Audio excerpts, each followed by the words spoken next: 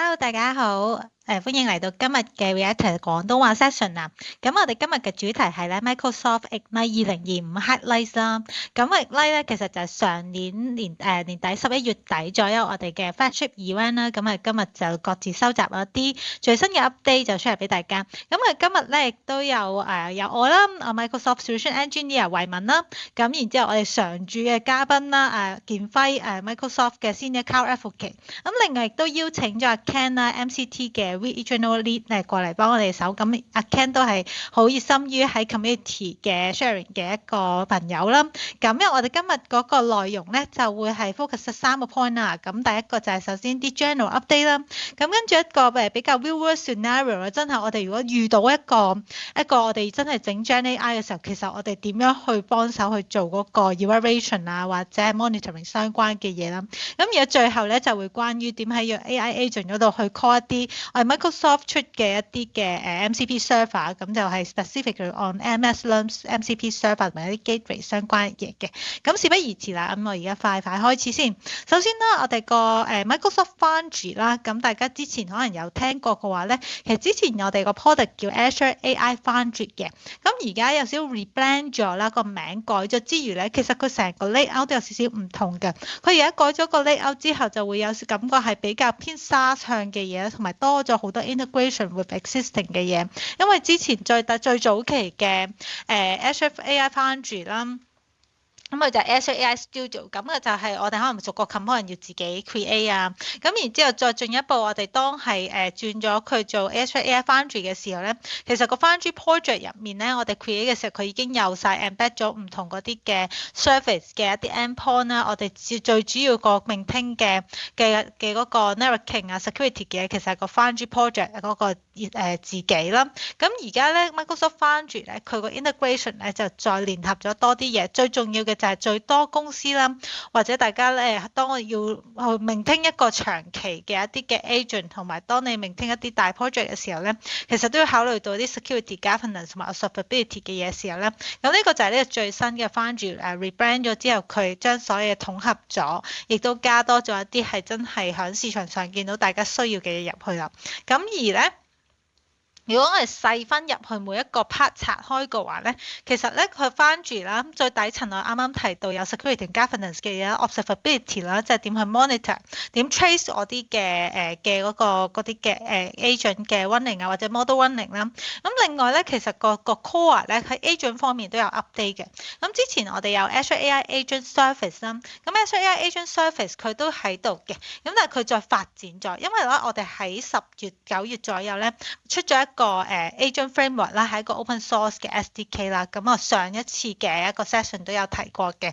咁然後因為 agent framework 咧，其實我 design 完出嚟之後咧，希望作為一個統合嘅 unify 嘅一個底啊 ，unified runtime。咁而我令到咧我哋 Microsoft 唔同 agent related 嘅 product 咧，佢個底係一樣嘅時候咧，我要做翻晒啲 governance tracing 嘅嘢嘅時候，就會更加容易，亦都可以做到一個真係 unified platform 去 handle。同一時間，亦都希望係可以連結到一啲其他地方或者其他 framework、其他 platform 嘅一啲嘅我 agent 啊，去做一個 centralized 嘅 tracing 嘅。咁所以咧，你見到我哋係 design 上面啦，有 design 係 code first 啦。我如果要寫 code 嘅，我哋有用 code 寫嘅，亦都有得 design first 啦。我如果淨係 focus on 我整咗個 workflow，整咗一啲 agent 先嘅，跟住先考慮個 code 點樣去 backward 去整翻出嚟嘅話咧，咁兩個方向都 support 啦，亦都啦，我可以係連結翻 local 去做個 development 或者係 set up 啦，亦都可以駁住其他嘅 cloud 嘅。咁呢啲就係佢即係 from build anywhere，咁跟住係 deploy anywhere，但係我中間就可以喺翻個 Foundry 做個 centralization 啦。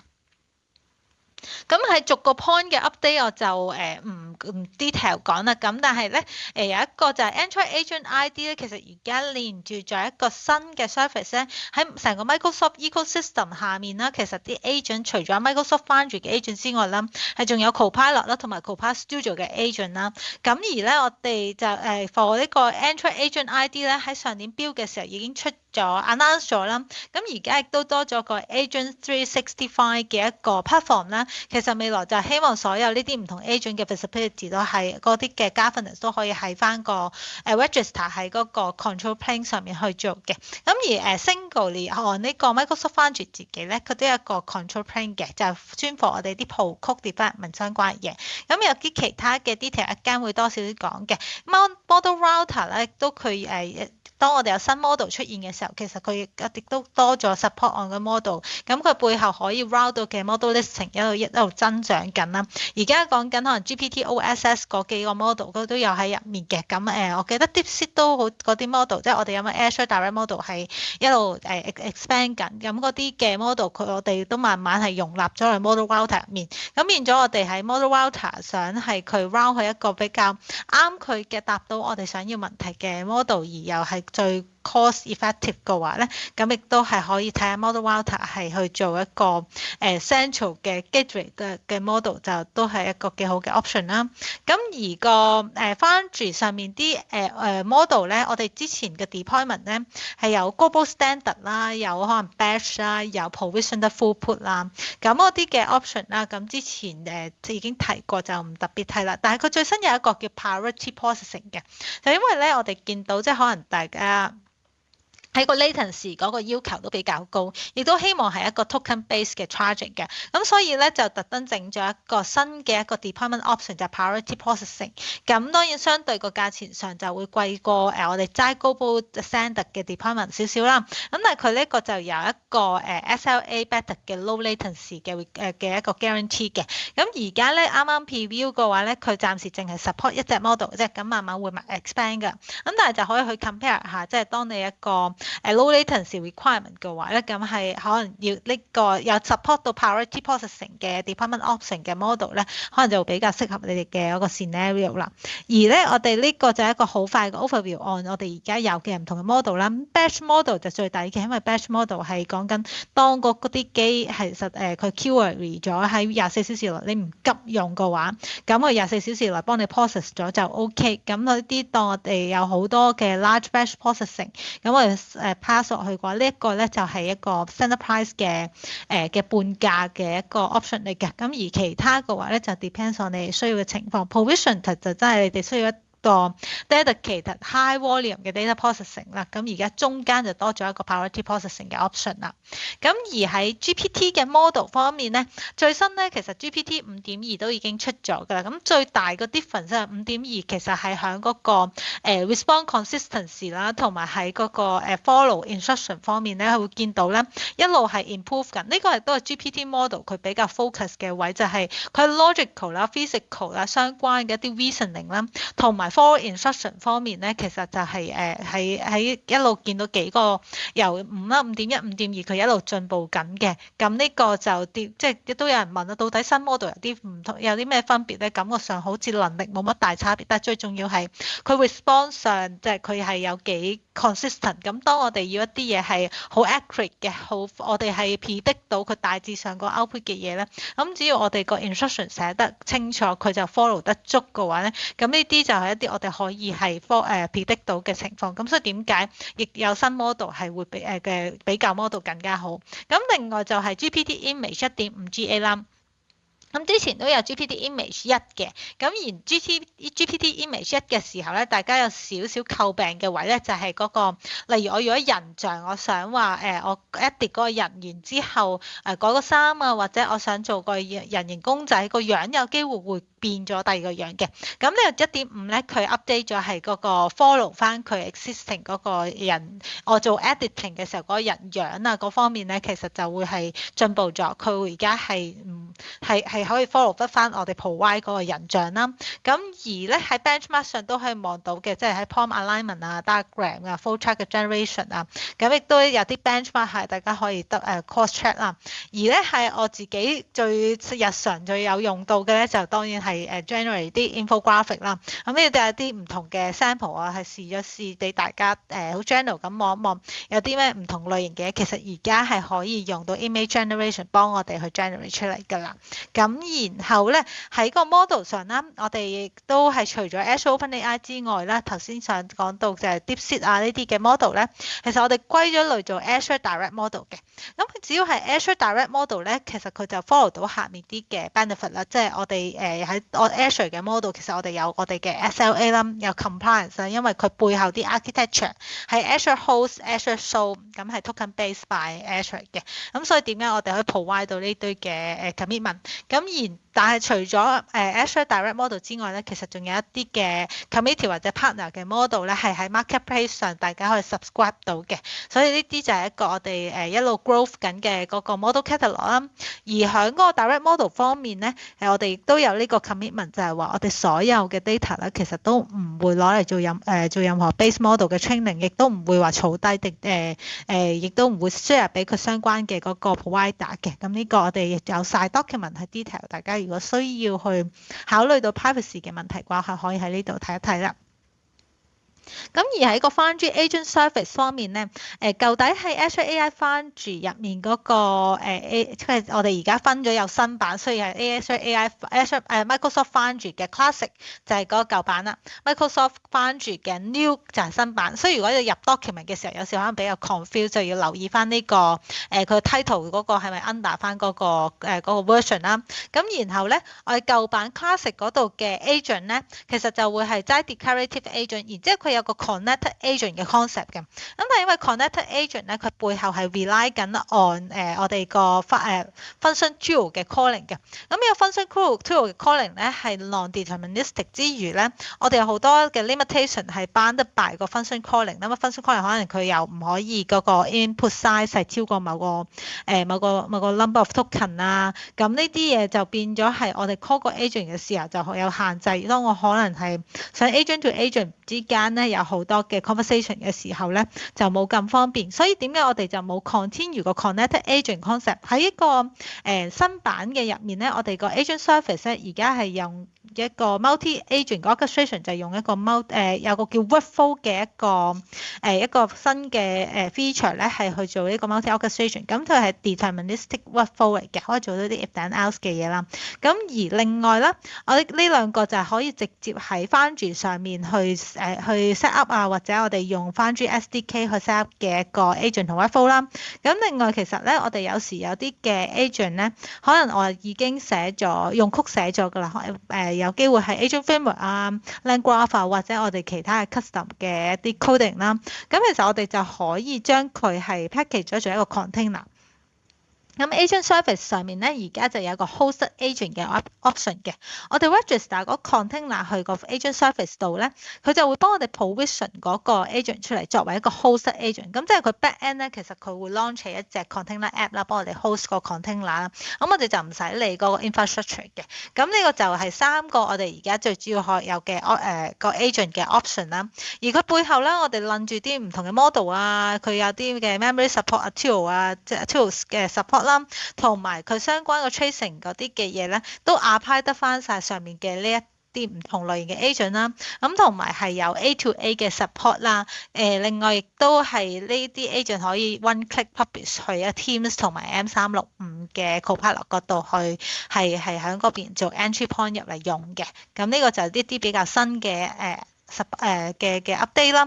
咁喺嗰個workflow 上面啦，因為 agent 嗰個 layout 基本上都冇乜點變嘅，不過個 UI 唔同咗啫。咁所以 definition 就唔使特登睇啦。咁但係 workflow 上面啦，你見到我哋而家嗰個樣咧，就會係有啲 drag and drop 嘅嘢可以 set up 嘅。咁然之後呢個位咧，佢 set up 完，你見到呢一個綠色呢個 button 咧，呢個 icon 嘅呢個就代表個 agent。咁所以呢一個咧customer support workflow 咁樣計啦，佢就係一個 start。我如果每一次 start 呢個 workflow，咁佢入嚟就會先去 classification agent。咁可能我 base on 我 intent 咁啊 classify 我 intent，然之後佢就落嚟去 determine 我咩 intent， 或者我問緊啲乜嘢咧，咁佢就去決定係行邊個 flow 啦。咁啊 if else 去 define 翻佢到底係跌落邊邊，然後佢有機會再 trigger 另一個 agent。咁呢啲就係一個我哋係deterministic workflow 嘅一個 option 啦。咁而咧呢個 workflow 咧，我哋其實可以 convert 翻做一個 YAML file 嘅。所以倒翻轉啦，我哋其實係用一啲嘅generation tools 啦，無論係用 AI 啊好，我哋係有一啲嘅 fixed code 去 generate 都好啦。其實可以用 generation tools 去 generate 一個比較dynamic 嘅 YAML file，即係我可能 by 我 requirement 啦，generate 一個YAML file 去個 workflow，跟住先至用 code 去即係先再 create 呢個 workflow from YAML file 咧去 run 呢個 workflow 嘅。咁呢個係一啲唔同嘅option，你可以去即係當整我哋嘅 application 嘅時候就去考慮嘅。咁另外佢亦都可以諗翻落我哋 Visual Studio Code 嗰度啦。Visual Studio Code 入面有 Microsoft Foundry 嘅 extension 咧，我哋係可以 direct 咁 call 佢嘅。咁而喺嗰個agent 上面咧，其實我哋而家咧都 integrate 咗 with 呢個 APIM 嘅 AI Gateway 嘅。咁就個，所以我哋 AI Gateway 咧加定幾個位啦，加定我哋個 agent 啦、model 啦，同埋我哋嘅 MCP tools 或者其他嘅嘅 AI tools 都可以係用個 AI Gateway 去作為個 front end，然之後去做嗰個 governance 嘅部分。咁另外咧，我哋亦都可以用 custom agent 就係 register 一個third party 嘅 agent，可能佢個 agent 其實喺第三方嗰度嘅，我當係一個 example.com 啦，咁呢個可能呢個 composer.com，咁然之後咧，我會個 agent 其實 full 個 APIM，咁佢作為一個 API 咁樣咧，掛咗上去嘅 API management 下面之後咧，其實嗰個 agent 就係 register 上嚟個我哋個Microsoft Foundry 做一個 centralized 嘅 control plane 嗰個位做 management 嘅。咁而咧喺一個 big picture 上啦，其實我哋有個最新之前有一個 term 咧叫 AI Hub Gateway 啦。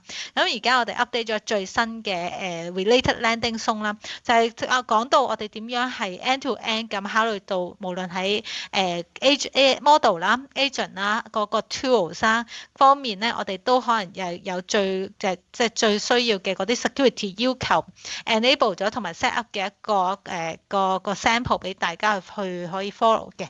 咁而咧，我哋喺嗰個即係 entry on 嗰個啲 agent 同埋 model 咧，就係個 governance hub 室就係 AI Hub Gateway呢個位啦。而喺嗰個agent 方面咧，就係 agent 嘅個 spoke 就係我哋可能有機會擺唔同嘅project 係有需要做唔同嘅 Microsoft Foundry 嘅 project 嘅話咧，咁佢亦都有 related 嘅 app 嘅 landing zone 啦。咁就變咗呢個就會係我哋而家一個 high security 要求嘅一個 sample 嘅 set up 啦。咁而喺 tools 方面咧，我哋亦都有好多唔同嘅 support 嘅。咁有啲係一啲嘅唔同嘅 vendor 啦，已經有合作可以直接喺翻個 Foundry 個 tool 嗰度咧 provide 翻相對應嗰啲嘅URL set up 啦，即係 register connect 翻嗰個對方嘅 MCP server 咧，其實就有 direct use，例如呢個 Elasticsearch 㗎啦。咁而其他有好多我哋 pre-build 咗嘅一啲嘅 AI service 咧，而家都 as a tool 可以喺個 agent 嗰度 call 嚟用嘅。咁另外有一個就係關於 content understanding 嘅。咁呢 content understanding 因為 GA 咗，所以我好快 show 一 show 俾大家睇啦。咁有一個重點咧就係 content understanding 咧，佢舊底喺呢個位撳嘅。咁但係佢呢個因為呢一個係 preview 版啦 ，update 咗個版本咧，佢有少少 structure 上唔同，需要去個 content understanding studio 嗰度去先至見到最新嘅。咁亦都啦，呢一個咧係個 preview 版，所以你見到呢得3個 region，咁呢個我哋唔使理佢嘅，因為 suppose 佢 support 緊多啲 number of region 嘅，咁佢單 document check 係content understanding studio 呢度入面咧，佢 support 嘅 region 係唔止頭先嗰3個嘅。咁然之後入到嚟之後咧，其實你見到咧，我用嘅時候個界面咧會同我哋其實之前用 document intelligence 差唔多啦，咁但係佢而家咧就有啲嘅 template 啦，就係我 define 咗 field 啦，啲 field 咧其實我哋全部用 natural language 就可以去 set up 到啦。可能我想要 get 到啲咩 result，咁變咗咧，如果我想 get 啲 summary 啊，原本係可能我要 extract 咗出嚟之後再 call LM 先至 generate 到 summary，而家我哋就直接可以用 as 個 field 嘅 definition 咁樣去 define 翻，咁然之後出嚟個 result 佢就又包括 extraction 嘅 field 啦，同埋 generation 嘅 field 都可以一次過喺同一位 extract 出嚟啦。咁呢啲複雜少少嘅 file 啦，咁亦都可以係有一啲嘅group 嘅嘅 objects 有 list of object，可能我哋係有個 group 嘅，入面有幾個 row 嘅一啲 object，咁我哋 list of object 去 define 翻佢去 extract 個 content 啦。咁亦都即係唔同 language 有 support 㗎啦。咁我哋有個 supported language list 嘅，呢個係 audio 嘅 support 啦。咁你見到 extract 出嚟 basic 有個 timestamp 啦，然之後我哋可以 extract 翻到底其實個 caller 係邊個啊？想要有冇啲 next action 啊？呢個 for call center 嘅或者 customer support 嘅嗰類型嘅analysis 亦都有機會有用到啦。而 video 方面亦都係同樣啦 timestamp 啦，我哋亦都可以 extract 相關嘅 detail 啦。咁呢個就 content understanding 方面啦。咁好快呢幾頁頭先講咗就唔 show 啦。咁另外咧 speech service 方面啦，咁亦都有少少 update 嘅。第一個就係個 LLM speech 啦，其實佢將 LLM 同埋個 transcription translation combine 咗一齊，咁令到我哋嗰個成個即係成件事就容易咗，又係唔使分兩個 part 去先 extract 咗啲 transcription 之後出嚟之後再 call LLM， 咁呢個就一個 API 搞掂。另一個就係 VoiceLive API 啦。咁呢個 VoiceLive API 咧好快有一個簡單 sample， 就係我如果有啲 action 其實撚住咗個 agent， 然之後我係用 voice 去 control 嘅。Hello. Hi. How can I assist you today? What can you do? I can assist with financial trading tasks such as drafting and placing orders for stocks, bonds, funds, options, and cryptocurrencies, managing orders, modifying or canceling pending ones, converting What is the current stock price for Microsoft? The current stock price for Microsoft MSFT is $77 and 58 cents. Let me know if you'd like to proceed with anything. Purchase 10 stock of MSFT. The draft has been updated to purchase. 咁當然啦，呢個 sample 就唔係駁住 live data 嘅，咁佢係有啲 default data 喺後面啦。如果佢講唔係 MSFT 嗰個 stock price 冇可能咁平嘅。